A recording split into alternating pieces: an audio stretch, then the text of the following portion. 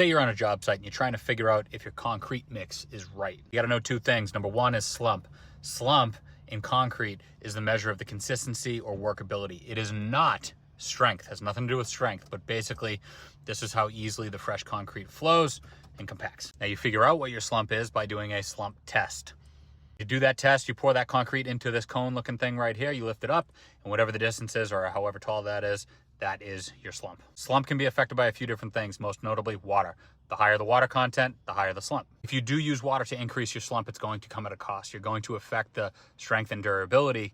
That's why people use admixtures. The aggregate size can also affect your slump. If it's more rounded and well graded, then you're going to have an increased slump. Cement content is also important. Cement and concrete are different things. And last but not least, mixing time and temperature could obviously affect the slump.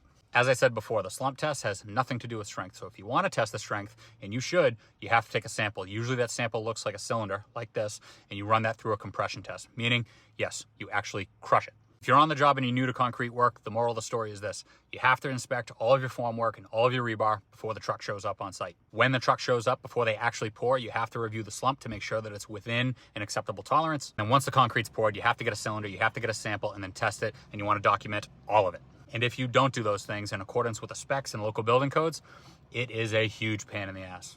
Ask me how I know. If you like content like this, give it a like, give it a follow. I try to share tidbits like this every week.